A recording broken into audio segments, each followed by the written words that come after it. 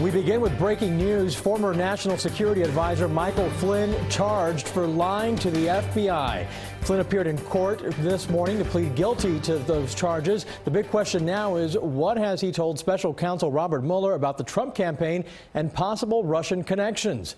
CBS 4's Weijia Zhang is live in Washington, D.C. with the breaking news. Weijia.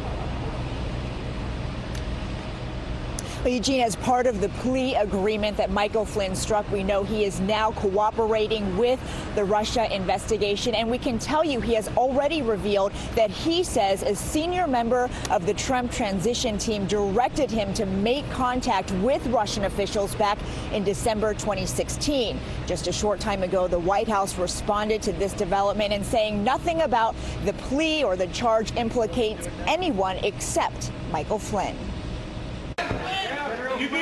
Former National Security Advisor Michael Flynn appeared in a federal court in Washington this morning, shortly after turning himself in to the FBI. The retired three-star Army Lieutenant General pleaded guilty to making false statements to federal officials who are investigating whether anyone in President Trump's campaign colluded with Russia during the 2016 election.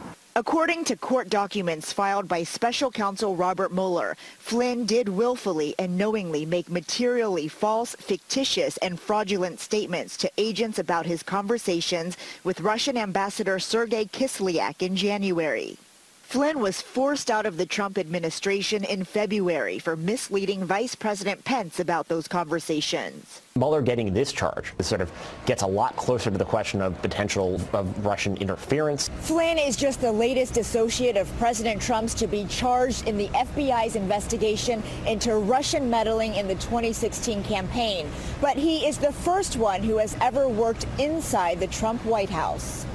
Back in October, prosecutors charged Trump's former campaign chairman Paul Manafort, his deputy Rick Gates, and campaign advisor George Papadopoulos as part of the probe.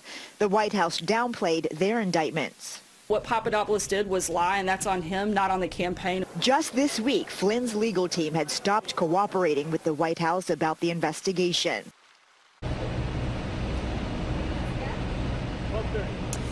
Now, Michael Flynn went in and out of the courthouse right here very quickly. He did not speak, although he did release a statement that was personal in some parts, talking about how painful it has been for him and his family.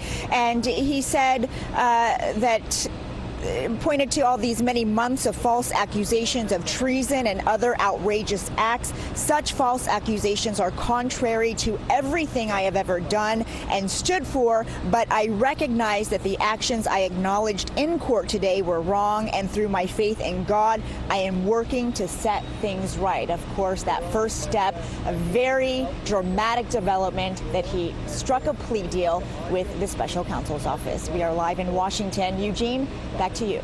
And more to come, no doubt. Weijia, thanks. In fact, news of Flynn's plea deal has been affecting the numbers on Wall Street, and here's a look for you. After seeing some record highs, now we're seeing a sharp fall. And joining me now is David Weinstein, a former assistant U.S. attorney for the Southern District of Florida. Thanks for helping us break this down. We just got wind of this about an hour and a half ago, a little after 10 a.m. This news started hitting all the news media. And we're focusing first on the charges here in plain English. He's charged with lying to the FBI. What kind of proof do you need to charge him with something like that? You need two things. One, you need the statement that he made to the agent, and then second, you need to prove that it was false. And that means they've talked to somebody else or more than one other person who knows that the statement he gave to the agent when he spoke to them was a false statement. Whether or not that's another target of the investigation, whether that's someone else who's cooperating, they need that to show that this statement was false, and it was false about a specific material fact. And they have that because he's now pled guilty to that. So now, and that's my next point here, he goes to court, says he's guilty. Does that mean that there may be other crimes, but they've just agreed on this one charge? In other words, this is a plea deal because he's cooperating, et cetera?